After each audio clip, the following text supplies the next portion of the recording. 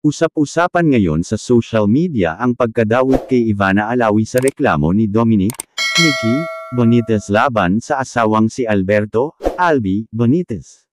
Si Albi ay bagong halal na Bacolod City Congressman at isang kilalang independent producer ng TV shows.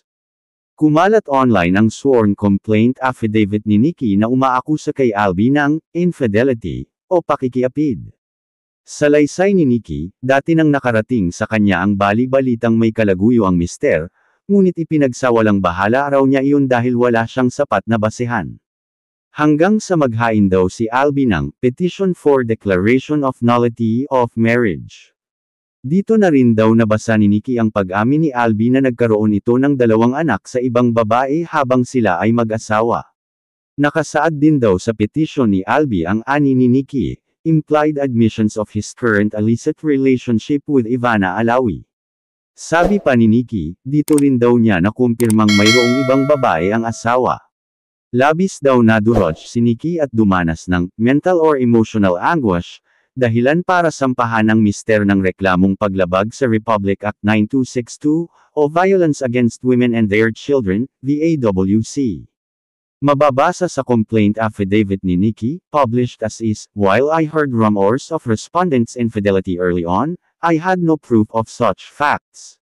It was only when I received the petition for declaration of nullity of marriage filed by respondent and after reading the admission of respondent of having fathered 2 illegitimate children, and his implied admissions of his current illicit relationship with Ivana Alawi, that I was able to confirm his marital infidelity. I felt utterly betrayed by the respondent and was devastated beyond compare after finally discovering and confirming the truth in respondent's lies. Mabilis naman itong itinanggi ni Ivana nang maglabas siya ng pahayag sa kanyang Facebook account noong February 10, 2024. Napilitan umano siyang magsalita dahil nadadamay ang mga mahal niya sa buhay, partikular na ang ina at nakababatang kapatid na si Mona. Saad noon ni Ivana, there are posts and issues involving my name. I tried to stay quiet at dumedma na lang dahil sa paniniwala ko na hindi ako dapat magsalita lalo kapag alam ko na wala akong ginagawang masama. But because of the false accusations and hurtful words that are being thrown to my mom and Mona, kinailangan ko nang linawin ang mga bagay. Diin noon ni Ivana, wala silang espesyal na ugnayan ni Benitez. Totoo raw na may iodine date siya, ngunit hindi ito politician kundi isang businessman.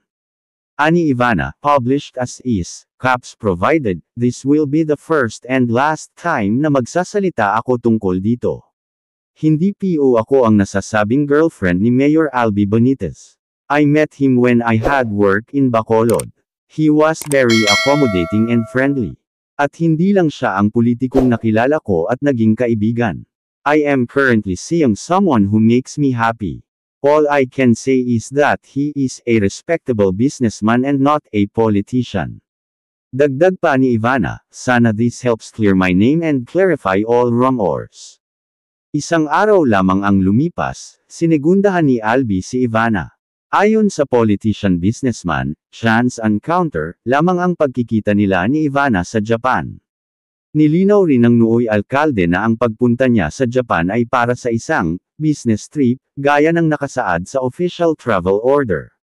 Humingi rin noon si Albi ng paumanhin kay Ivana at pamilya nito dahil sa pagkakasangkot nila sa issue. Narito ang kabuuang pahayag ni Albi na ibinahagi niya sa kanyang social media account noong February 11, 2024. I am fully aware of the video footage that has been circulating which unfortunately does not accurately explain why I was in Tokyo. I went there on a business trip as stated in my official travel order. Speculations involving Ms. Ivana Alawi are untrue and only serve to put malice into what was clearly a chance encounter. I apologize to Ms. Alawi and her family who have been unfairly dragged into issues concerning my private life. There is no truth to any and all the rumors spreading and I am setting the record straight to avoid further hurt and damage to them. Maraming salamat po. Samantala, nagpadala na ang pep.ph, Philippine Entertainment Portal, ng mensahe kay Ivana via Instagram direct message para hingin ang kanyang panig kaugnay ng VAWC complaint laban kay Albi. Wala pang sagot ito. Hiningan din ng PEP ng pahayag ang PPL, ang talent management ni Ivana. Wala pa ring opisyal na pahayag ang PPL sa ngayon. Hiningan din ng PEP ng pahayag ang kampo ni Albi. Agad namin itong ilalathala sa oras na sumagot at magbigay ng pahayag ang mga nabanggit na personalidad.